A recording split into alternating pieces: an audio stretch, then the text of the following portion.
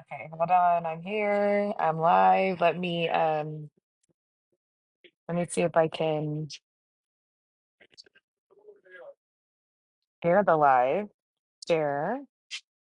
Invite my friends to watch.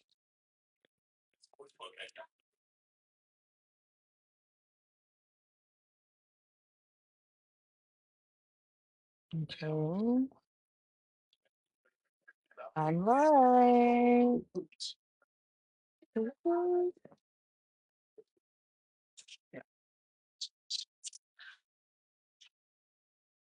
I feel like I should be able to find a way to like share this live somewhere.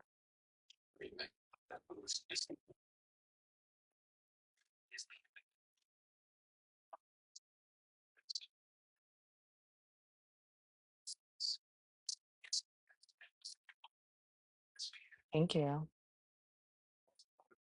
I'm gonna do and reduce background noise, enhance voice,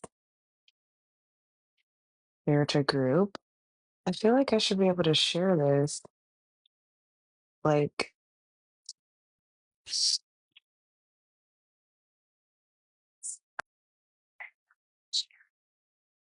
I feel like I should be able to like have a link to my live, if you know what I mean. Like that I could put because I had to go live on Facebook, not Instagram.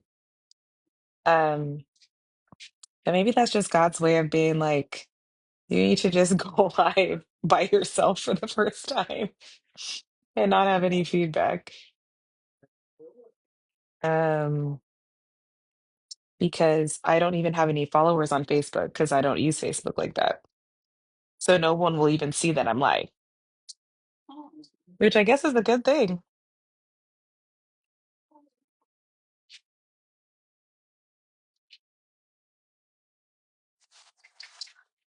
Because I'm gonna put this live up on my YouTube and I'm gonna use it to like make shorts that I could post on my Instagram. So, all right. Hello, hello. I'm gonna log in on my Facebook to see if I can make sure that it's actually working. Oh, I can see myself.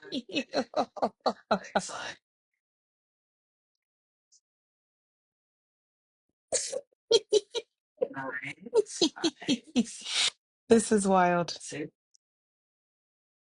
This is wild. I'm gonna say hi to myself. Hi. All right.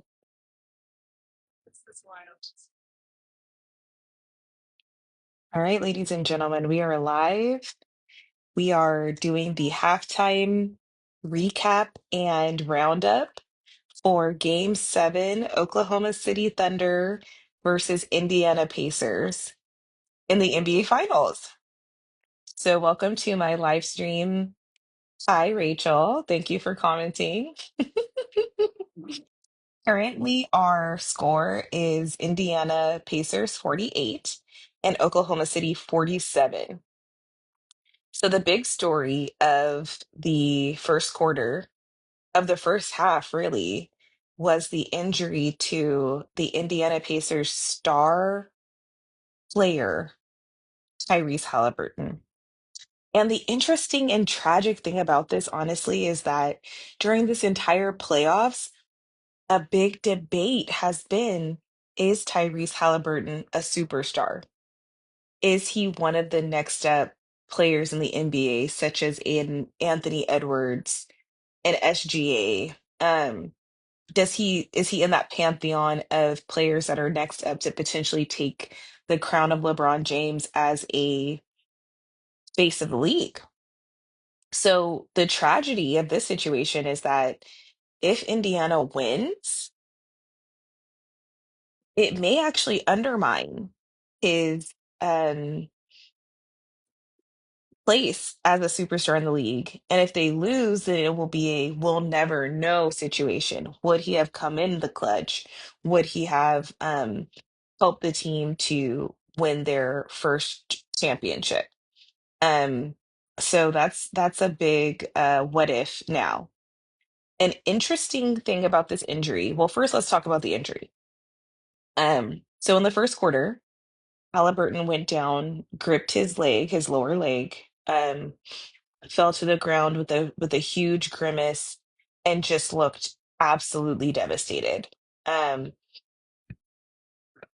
the injury that he came into the game with was a strained calf, and the team is saying that he sustained a right lower leg injury and will not return. That's what they said in the second quarter. So the broadcast team for ESPN that is calling the game was speaking on the injury, and Richard Jefferson was one of the color commentators. He made a great point that he sensed more of a letdown actually from Oklahoma City than even from Indiana after the injury to Halliburton. So he sensed that a lot of the energy was sucked out of the arena, and the arena was really quiet after Halliburton went down, which was the first time that that had happened in the entire playoffs in OKC Stadium. So I think that's going to be a big deal for both teams at halftime. I think both coaches are going to have to talk to their teams, get them riled up, and just remind them like the game has to be played. There is somebody who's going to have to win this championship, and it should be us. In my opinion, Rick Carlisle, who's the coach of the um, Indiana Pacers, should encourage Tyrese Haliburton to get out there and to wear his street clothes, sit on the bench, make an appearance, and keep his team uplifted and encouraged.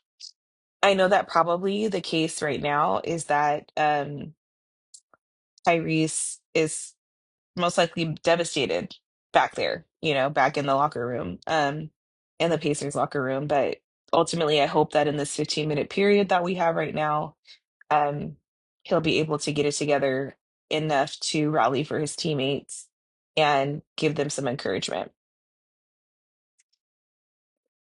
Now, my prediction and hope for the rest of the game, um, I do hope that the Thunder win.